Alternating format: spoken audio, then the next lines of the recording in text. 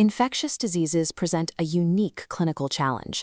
The invading pathogen operates on a microscopic level, breaching the cellular membrane in complete silence, yet defeating it requires macroscopic, systemic interventions.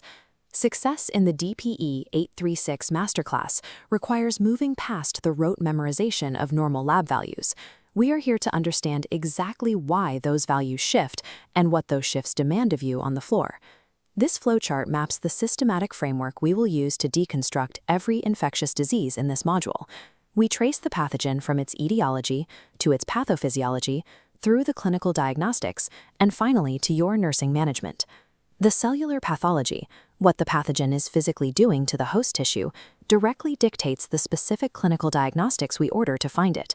Those diagnostic markers then provide the definitive evidence required to initiate strict infection control protocols. Mapping this translation chain connects pathogen behavior directly to isolation protocols, replacing clinical guesswork with evidence-based reasoning on the DPE 836 exam.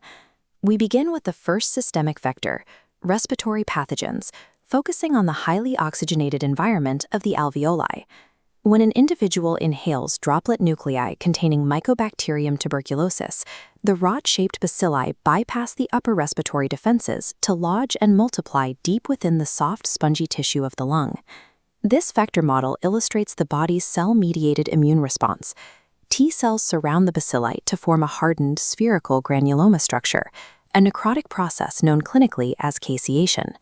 This cellular encapsulation forces the bacilli into a state of dormancy, effectively masking any outward clinical presentation of the disease for years. To pierce this dormancy and confirm active replication, we rely on targeted clinical diagnostics, starting with the acid-fast bacilli, or AFB, sputum smear. This timeline chart compares our diagnostic tools. The AFB smear identifies mycobacteria via rapid acid-fast staining, delivering results within hours. In contrast, the sputum culture and sensitivity takes 1 to 6 weeks to incubate.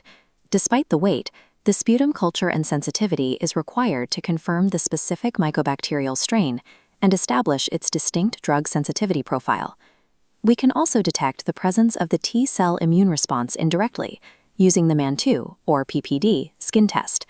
Accurate clinical measurement of the MAN2 test relies entirely on palpating induration, the hardening of the tissue, rather than visually assessing erythema or redness. For an individual with no known risk factors, the strict diagnostic threshold for a positive reaction is an induration of greater than 15 millimeters.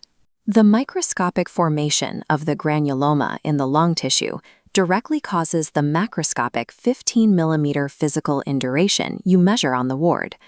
Upon identifying these positive diagnostic indicators, your immediate, non-negotiable nursing priority is halting transmission. You must initiate strict airborne precautions, securing the patient in a private isolation room equipped with negative air pressure and proper exhaust ventilation. Pharmacological intervention relies on the DOTS therapy regimen, which utilizes 4 main components: isoniazid, rifampin, pyrazinamide, and ethambutol. Because this regimen is highly toxic, you are required to continuously monitor liver function tests for hepatotoxicity and conduct regular visual acuity checks, as ethambutol can cause optic neuritis.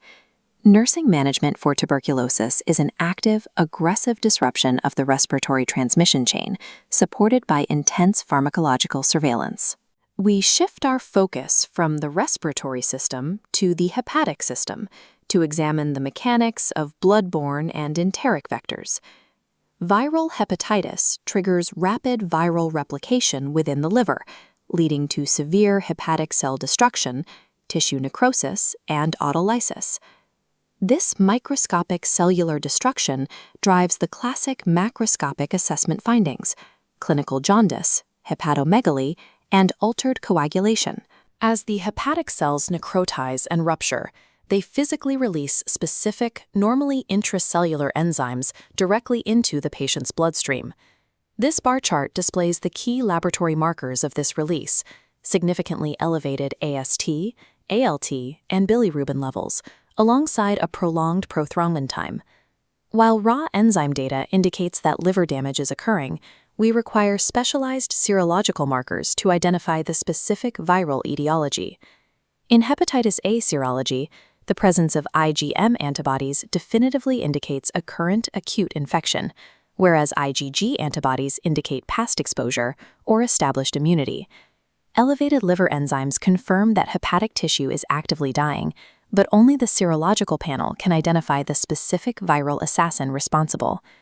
This matrix table, the hepatitis serology panel, outlines the specific multi-layered serological complexity of hepatitis B and C.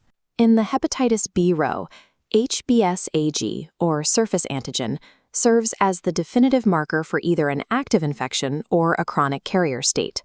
Conversely, HBsAb, or surface antibody, is the definitive marker for clinical immunity, whether acquired naturally from a past infection or artificially via vaccination. The HBeAg marker directly correlates with high viral replication titers, indicating extreme patient infectivity. Looking at hepatitis C, anti-HCV indicates viral exposure, but it cannot differentiate between acute and chronic states of the disease. The specific virus type maps directly to your nursing precautions. Hepatitis B and C require strict standard and contact precautions for bloodborne pathogens, while hepatitis A requires enteric protocols. Physiological support interventions include implementing strictly scheduled rest periods and administering a high-calorie, high-protein diet unless the patient exhibits signs of precoma, at which point protein must be reduced. Correctly interpreting this antigen and antibody matrix is a non-negotiable requirement for determining a patient's true infectivity risk and customizing their physiological support plan. We move now to the genitourinary system to detail the mechanics of ascending bacterial infections. Infections like acute pyelonephritis commonly occur due to vesico-ureter reflux, a structural failure that allows bacteria to travel upstream from the bladder into the ureters. This mechanism operates on a rapid timeline.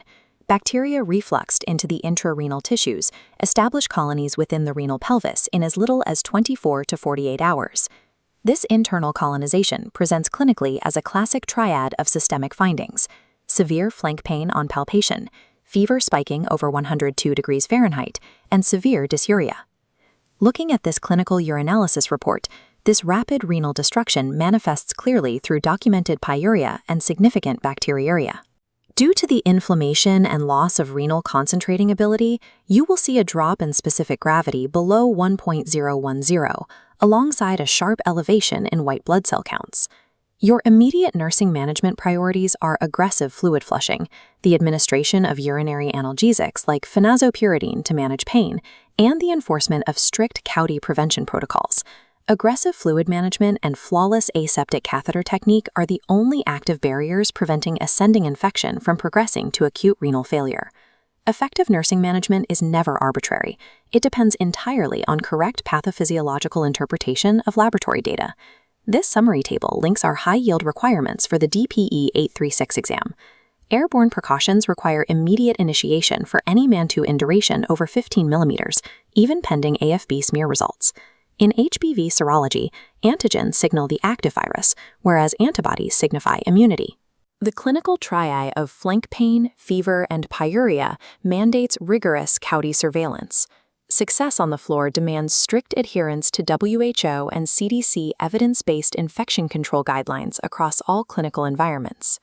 Mastering the DPE 836 involves understanding the pathogen's entire life cycle to anticipate its progression and deploy the precise protocol required to defeat it.